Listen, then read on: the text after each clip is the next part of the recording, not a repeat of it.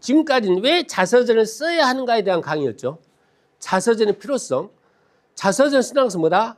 자서전을 이야기로 만드는 과정 속에 자기의 삶을 갖다가 정리한다.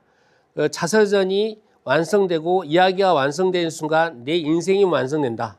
고로 우리가 무등산에 올랐다고 해서 무등산 꼭대기에 닿았다는 것이 여러분의 성공이 아닐 수도 있다. 오히려 그 끝나는 지점, 그 어딘가에 여러분의 성공이 있을 수 있다. 자, 사진 자서전.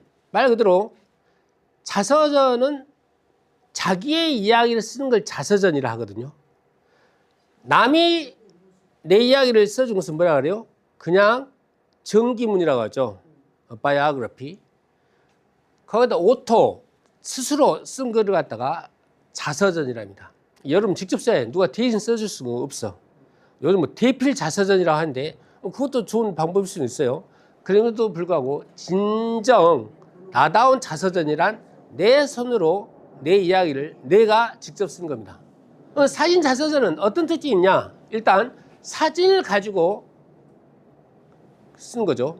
여러 개의 천 조각이라고 생각을 해볼까요? 여러 개의 천 조각이 있어. 그 사진을 갖다가 쫙 나열을 해. 태어났을 때부터 현재 모습까지 쭉 나열을 해놓은 것이 여러 개의 천 조각을 나열한 것이라고 생각하시면 되겠죠. 아니면 여러분들이 지금까지 주워 모은 돌멩이라고 생각하시면 되겠죠. 거기다 이야기를 붙여. 이야기를 붙인다는 것은 아까 천 조각을 뭘로 만드는 거다? 옷으로 만드는 과정이고, 또 돌멩이를 갖다 보소로 만들어서 목걸이로 만드는 과정이 이야기를 하는 과정이 되겠죠. 자, 여기다 감정을 넣는 게 제일 중요합니다.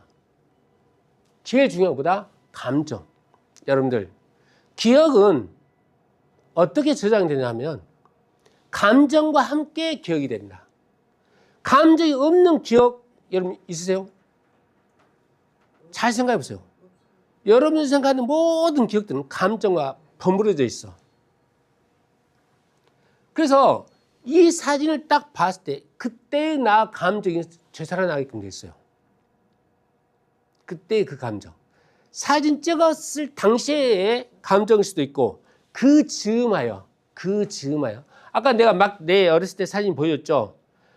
그 사진은 막 찍던 그 감정이 어렴풋하게 있지만 사실 더 중요한 건 그때쯤 1970년대 중반 그 광주 광역시 동구 서태동이라고 하는 그 추억들이 떠올라요. 그러니까 어떤 사진이든지 반드시 감정을 품고 있지 않은 사진은 없어. 따라서 여러분들이 어떤 사진을 봤을 때 그 사진에서 느끼는 감정을 쓰는 것이 가장 중요하다. 그리고 그 감정을 느꼈을 때 의미가 살아나는 겁니다.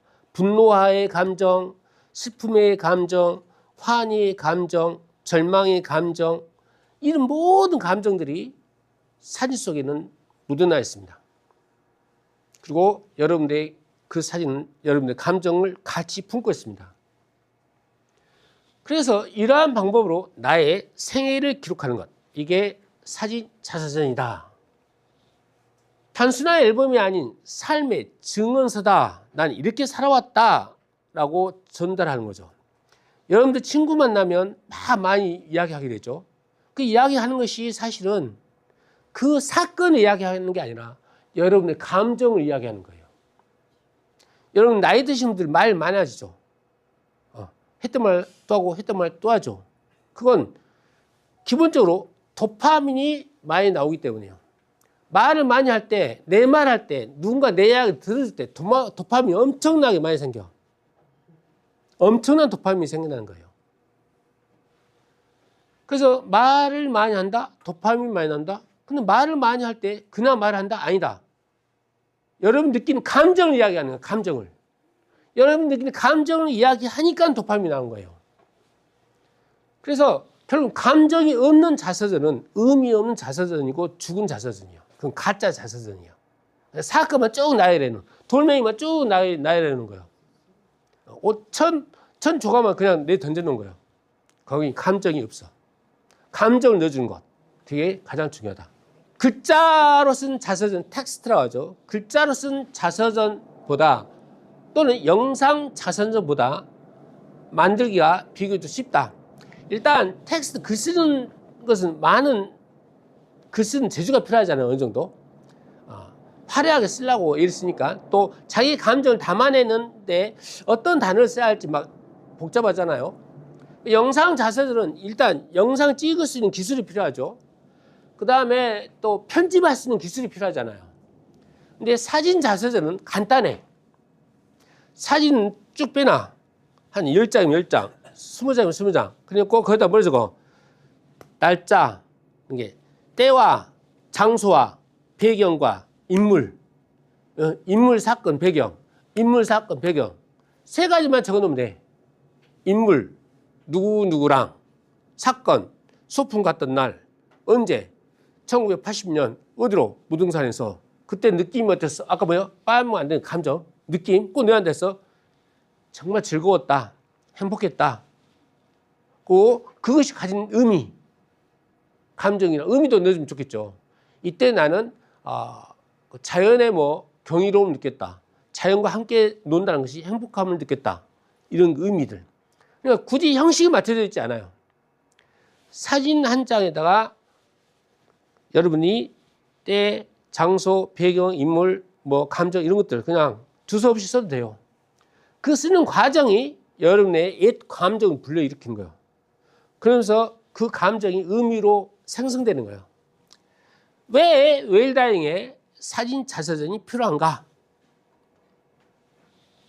웰다잉이 아까 아름다운 삶과 아름다운 마무리, 느낌표와 마침표가 함께 할 수 있게 위해서는 일단 기억을 갖다가 나의 삶을, 나의 유산을 갖다가 자녀들에게나 손자, 손녀에게 물려주는 것이겠죠. 아마 손자, 손녀 그 다음에게는 의미가 없을 것 같아.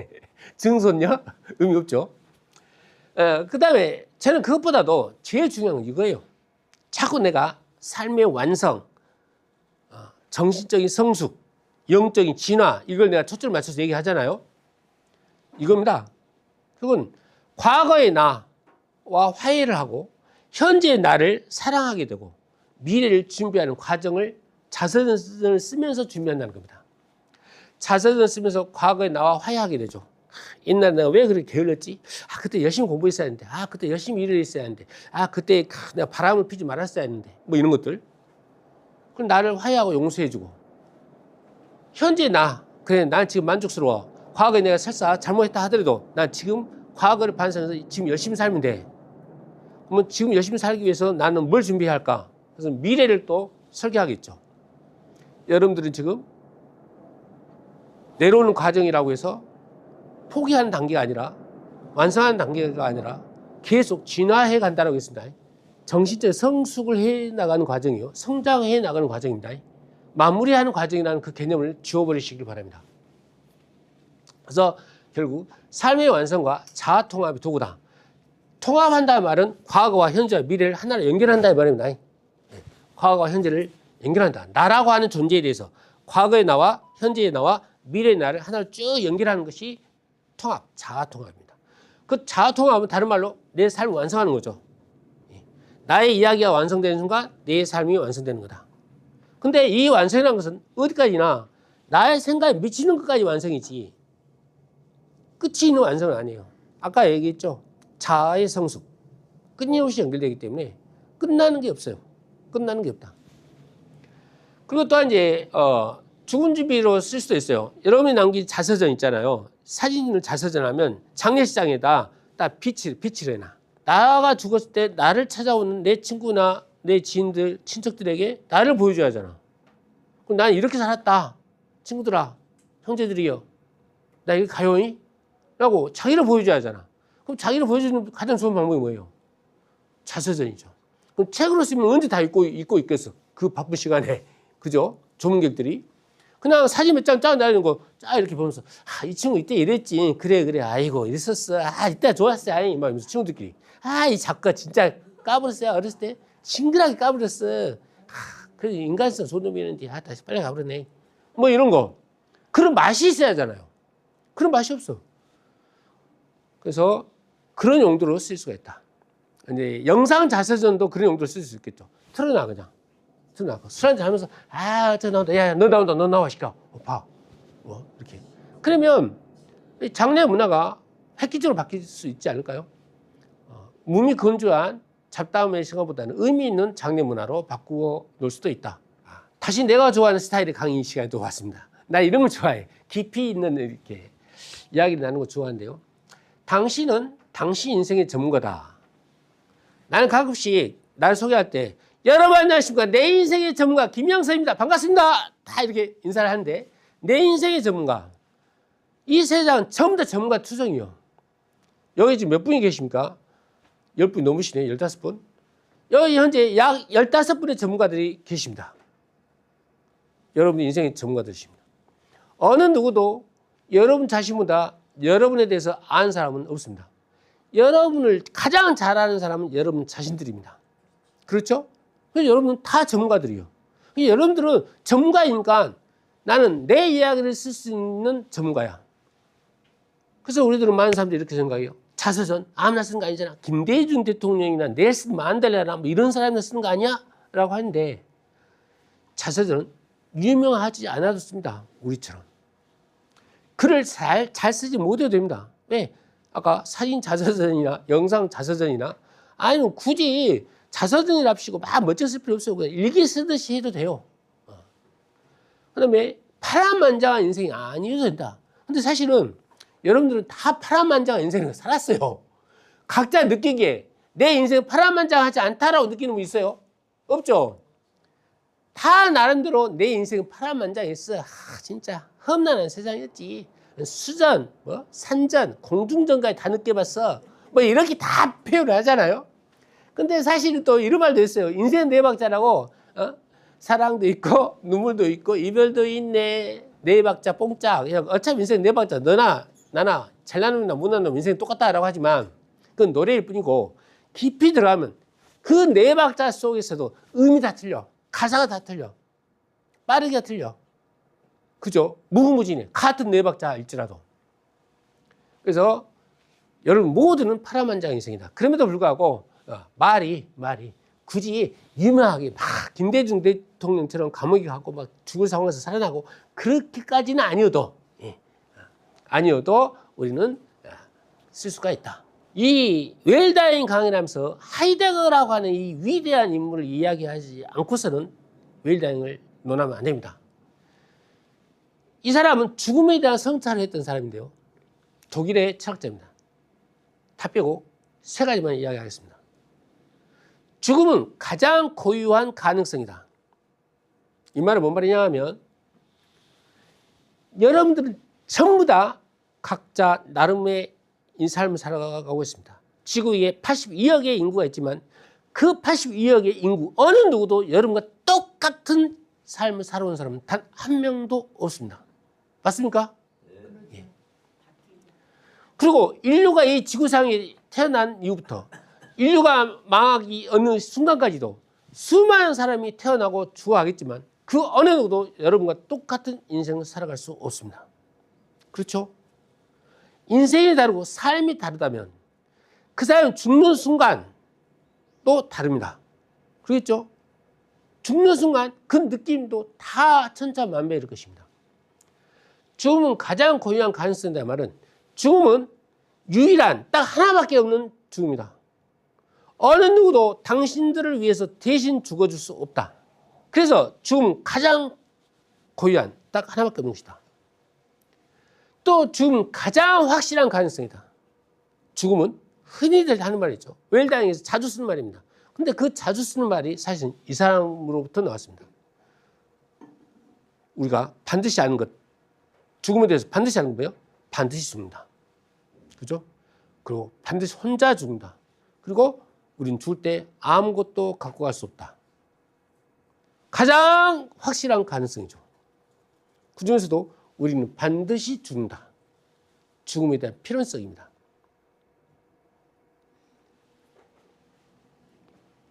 이야기를 하나 드릴까요? 서머스 모음이라고 하는 유명한 작가가 있죠. 그분은 이제 단편 소설을 많이 쓰는데 그분이 소개한 글이기도 한데 사실은 원본은 따로 있어요. 그분이 차용해서 인용해서 쓴 글이지만 중동 쪽에 이 회자되어서 내려온 구전되어 오는 이야기인데요. 사마라에서의 만남 버전이 여러 가지가 있어요. 그중 하나만 내가 소개할게요. 사마라에서의 만남이라고 하는 타이틀로 이야기를 해보겠습니다. 바그다드의 어느 주인과 하인이 살았습니다. 근데 이 하인이 바그다드에 있는 어떤 시장에 장을 보러 갔어요. 그 하인이 느닷없이 집으로 달려옵니다. 그리고 주인에게 말합니다. 주인님, 제가 장에 갔는데 죽음을 만났습니다. 죽음을 만났는데 저를 위협을 했습니다. 위협. 따라서 제가 이곳으로부터 도망가지 않으면 안 될 것 같아요 라고 해요. 그래서 그 주인이 그 하인에게 말 한 피를 내줍니다. 빨리 이 말을 타고 죽음으로부터 멀리 도망가라. 이곳 바그다드에서 한참 떨어져 있는 사마라라고 하는 곳으로 도망가라. 그곳이라면 죽음이 너를 따라오지 못할 것이다. 그래서 그 하인은 말을 타고 아주 빠른 속도로 사마라라고 하는 곳으로 도망을 갑니다. 그리고 그 하인을 보낸 주인은 그 장터로 갑니다. 그리고 죽음을 만나서 이렇게 얘기합니다. 당신은 왜 내 하인에게 위협을 했소? 라고 하니까 그 죽음이 말하기를 나는 당신의 하인을 위협한 게 아니었어. 나는 당신의 하인을 보고 놀랐을 뿐이요. 위협한 게 아니라 오히려 놀랬대요. 왜 놀랬어? 라고 하니까 죽음이 하는 말. 나는 당신의 하인을 오늘 오늘 밤 사마라에서 만나기로 했는데 이곳 바그다드에서 만나서 당황했을 뿐이요. 의미가 전달된가요? 전달되면 소름이 쫙 끼쳐야 합니다. 아무리 죽음을 피해 도망간다 하더라도 죽음은 피할 수가 없다.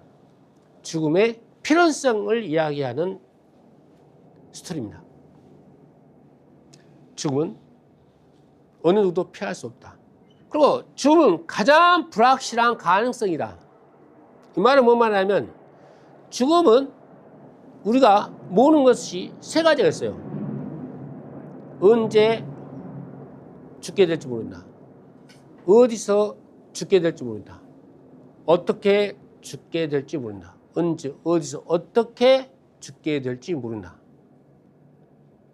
따라서 이 세 가지 이야기를 통해서 우리가 해야 하는 것은 바로 지금 내가 자서전을 써야 한다. 지금 내가 자서전을 써야 한다. 지금 내가 하지 않으면 영원히 내가 쓸 수 있는 기회를 놓쳐버립니다. 남이 쓰면 그건 이제 자서전이 아니에요. 뭐가 돼? 그것은 정기문이 되는 거예요. 그죠? 그래서 자서전의 중요성에 대한 강의를 이렇게 하고 다음 장으로 넘어갑니다. 자서전을 쓰는 구체적인 방법들에 대한 설명인데요. 이건 저 사진입니다.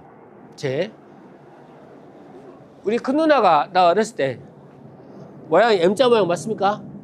M자 모양이죠. 우리 아들이 군대를 가기 전에 올 봄에 머리를 잘랐어요.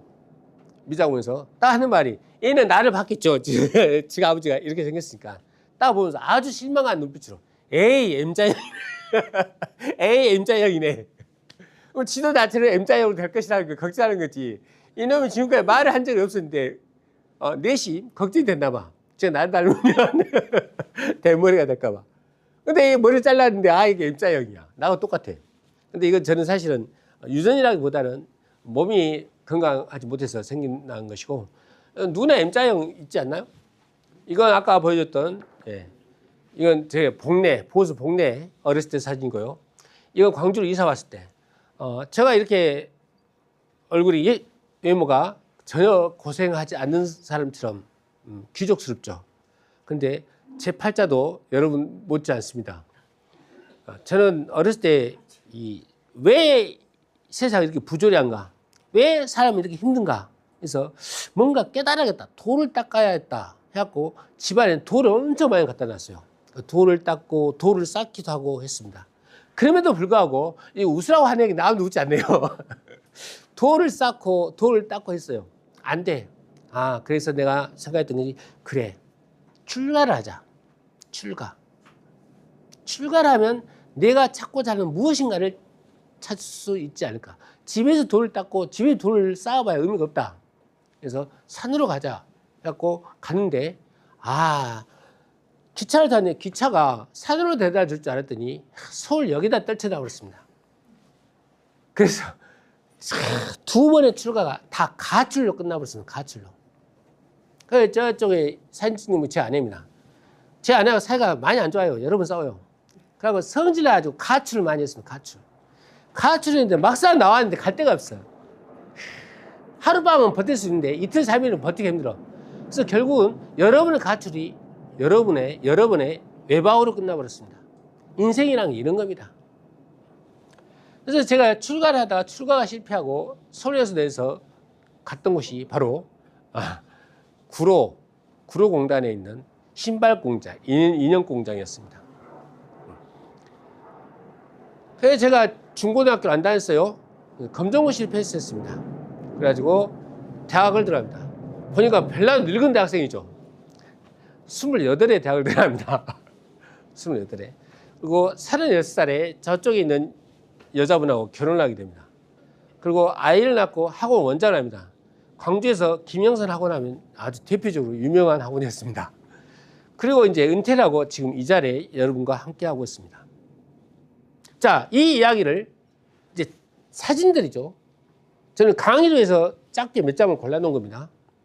이걸 이제 어떻게 만들어 갈까요? 여러 개의 천조가 있고 여러 개의 돌멩이들이 있고 무궁무진하게 많은 먼지들이 있습니다. 그것들에게 사건이라고 합시다. 3살 때의 사건, 아버지가 돌아가십니다. 이 사건에 대해 이름을 붙여줍니다. 말 없는 이별. 우리 아버지가 나한테 나 죽는다라고 말도 없이 죽어버렸어요. 왜? 언제 어디서 어떻게 죽을지 모르거든. 우리 아버지가 언제 어디서 어떻게 죽을지 몰랐기 때문에 나한테 말도 않고 이별을 해버렸어. 근데 이것을 이 사건에서 나는 어떤 의미를 부여했느냐. 내가 원하지 않았을, 그러니까 그 당시에 과거로 돌아가 보면 그 어린 나에게, 3살인 나에게 누군가 물어보면 야 너가 아버지 죽을 건지 너 원하냐 하면 아니야 원하지 않아 이렇게 대답했겠죠. 그러니까 내가 원하지 않았을 가난과 실현이 이때부터 시작된 거야. 우리 집이 부자였거든. 아버지가 살아계실 때. 아버지가 돌아가시니까 다 작은 집에서 큰 집에서 다 논밭 다 떼먹어버려. 이제 가난이 시작된 거야. 그래서 이제 16살 때 아버지가 돌아가셨다는 걸 깨닫게 됩니다. 왜냐하면 1980년 고개 야구 대통령배 고개 야구전이 있었어. 1980년 5월 하면 5.18 항쟁이 있죠. 근데 5.18 항쟁이 이르다가 며칠 전이야. 그때 광주 상고와 광주 일고 선동열 선수 있죠. 그들이 나와 야구를 후배들하고 구경하고 있는데 갑자기 후배가 물어봐. 형 아버지 어디 있어? 한 번도 본 적 없어? 야 이 새끼야 너만 못 본 게 아니라 나도 못 봤어. 나도 우리 아버지 본 적이 없어. 근데 이거 웃자 하는 말이고 그 말 듣는 순간 얼굴 싹 변해서 막 뜨근뜨근해지는 거야. 그럼 눈이 빨개지고 막 식은땀이 나는 거야. 한 번도 생각해본 적이 없는 존재, 아버지. 나 아버지가 없구나. 난 그때야 느낀 거야. 그러니까 3살 때 이별이 언제 이루어진가? 진정한 이별은 16살 때 이루어진 거죠. 이 사건에 대해서 나는 어떤 의미를 부여합니까? 존재와 부재에 대한 철학적인 사고가 시작된 거야. 그때부터 나는 철학적 인간이 됐습니다. 철학적 인간이. 왜 내가 돌을 닦았겠습니까? 왜 집안에다 돌을 쌓아놓고 돌을 닦았겠냐고요. 왜 출가를 해갖고 내가 가출 실패를 했겠냐고요. 철학적 사고가 이때부터 시작됐거든. 인생이란 무엇인가? 세계는 무엇인가? 왜 우리는 존재하는가? 왜 나는 이 세상에 태어나는가? 그래서 이제 아까 출가를 했지만 가출로 포기하고 이제 10대 후반에 학업을 포기하게 되면서 가출을 하게 되고 공단에 생활하게 됩니다. 이거 뭐라 해? 거리의 교실. 학교에서는 못 배웠지만 거리에서 배웠단 말이죠. 그래서 삶의 밑바닥에서 자립과 현실을 배웠고 공부에 대한 필요성을 느꼈다. 방도 없어, 집도 없어. 그래서 공장, 지하 공장, 원단 있죠. 원단을 덮고 자고 그 당시 어린 나이였으니까 자고 있으면 빤스만 입고 자잖아요. 그러면 할머니가 와서 영순아 임마 깨 일어나 막 그래. 일어나 와갖고 뭐 그런 거 밥도 이제 맨날 사 먹어. 이런 생활하면서 그리고 또 공장에서 일하다 보면 10명씩 20명씩 합숙을 하잖아요. 그럼 꼭 거기에 나쁜 놈도 있어요. 2명 3명 줄을 지어갖고 나쁜 짓 하고 다녀. 자고 있으면 한 10시 12시에 잠을 깨 소주병 들고 그리고 그 전부 다 이제 세워놓고 또 군기 잡아. 이런 과정을 밟으면서 나는 이건 인간으로서 삶이 아니다. 그래서 공부에 대한 필요성을 느낍니다. 이래저래 해갖고 이제 28살에 대학을 들어갑니다. 즐거운 인생. 28에 대학 들어가도 왜 즐겁냐? 인생을 포기했으니까. 아니, 난 인생이 별것이냐 하고 막 정말 철학적인 사고라고 막 고민하고 그랬거든요. 그래서 내가 원하는 대학을 2번 쓰는 다 낙방했어. 그래가지고 이제 결국은 이제 실패했죠. 그리고 몸이 막 아파. 뭐 도저히 못 견뎌. 대학을 다녔는데 한 번도 공부를 해본 적이 없어. 머리가 깨질깨질 아파. 얼굴이 시커하고. 내가 그때 사진 찍어보면 얼굴 시커매요. 왜? 스트레스를 받아가지고 얼굴이 시커매졌어. 그래서 안 되겠다 싶었고 체념하게 되더라고. 체념하게 되니까 인생이 행복해져. 막 엔돌핀 솟구치고 폭포수처럼 막 도파민, 옥시토신 막 이런 거 막 세로토닌 막 펑펑펑 막 써진가 막. 그때 보니까 시커매진 얼굴이요. 확 뽀해져. 술과 담배. 아침부터 저녁까지 술과 담배를 했어. 근데 술과 담배를 했음에도 불구하고 건강이 더 좋아진 거야. 여기서 나타나는 것은 뭡니까? 스트레스를 받으면 스트레스 호르몬이 나오잖아요. 스트레스 호르몬이 담배나 술보다 더 나쁘다. 몸에 안 좋다는 술과 담배를 했음에도 불구하고 스트레스 받았던 때보다 더 좋은 결과가 나왔단 말이에요. 스트레스 호르몬이 얼마나 나쁜가를 극적으로 보여주는 한 얘기가 되는 겁니다. 어쨌든 그래서 즐거운 생활을 보냈다. 대학 생활을. 그 다음에 36세에 저 여자하고 결혼을 하게 됐습니다. 그리고 이런 날 50대에 직업 전환하게 됐는데 지금의 이 모습으로. 자, 이 이야기를 이제 자서전을 쓰는 겁니다. 이해하죠? 자, 사건, 사진 쫙 나열을 합니다. 사건들. 그 다음에 거기에 이름 붙이기, 의미 부여하기. 다시 이름 붙이기, 의미 부여하기. 이 두 가지가 이루어지지 않으면 자서전의 의미가 없다. 괴로운 사건 같은데요. 그거 좋아요. 이름 붙이기 뭐라고 붙일까?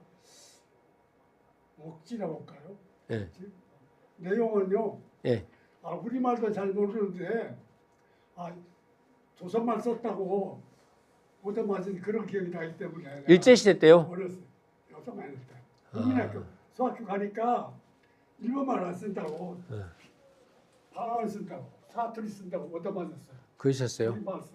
우리말도 잘 모르는데 그러면 여기 어떤 의미로 부여하고 싶으세요? 기가 막힌데 그런 세상을 살았다는 느낌이 드네요. 그러셨군요. 실례지만 연세가 어떻게 되세요? 8입니다. 8. 나이 98세? 네. 와! 박수! 와, 여기서 이렇게 오래 사신 분을 뵙습니다. 이거 저 인사드리겠습니다. 왜 이러세요? 왜 이러세요? 아이고. 이런. 안 되잖아요. 저하고 친해질 수 있는 시간을. 아무것도 모르고 듣고 있는데.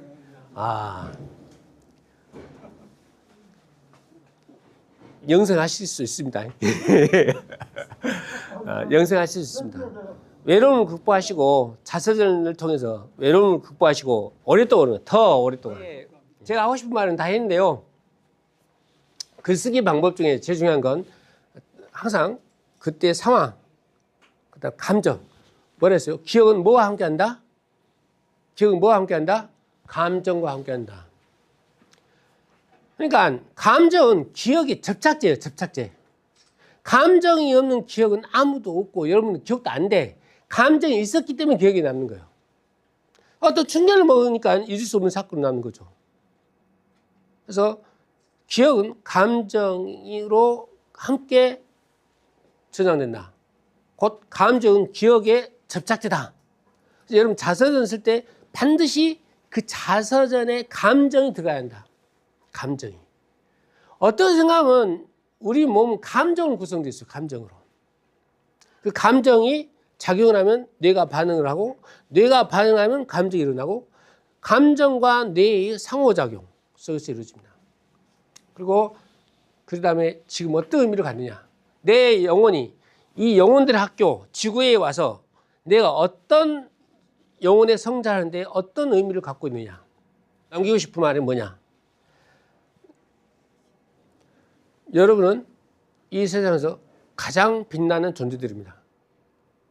세상에서 어떤 비싼 보석도 여러분과 바꿀 수가 없습니다.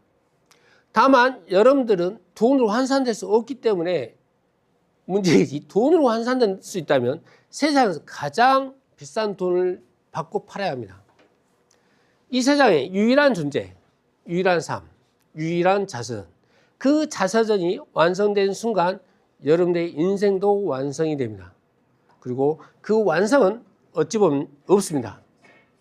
그 완성은 여러분 죽고 난 이후에도 계속될지 모릅니다. 왜냐? 여러분은 영적으로 계속 성장할 수 있기 때문입니다. 이상 대한웰다협회 김영선이었습니다. 오늘 몰입되게 또 말씀해주신 김영선 저희 강사님께 다시 한번 큰 박수 부탁드립니다. 고맙습니다. 저희가 웰다잉 수업을 할 때마다 참여해주신 분이 점점 늘어나는 것 같아요. 그죠? 진짜 많았으면 좋았을 텐데. 그죠? 네. 저희가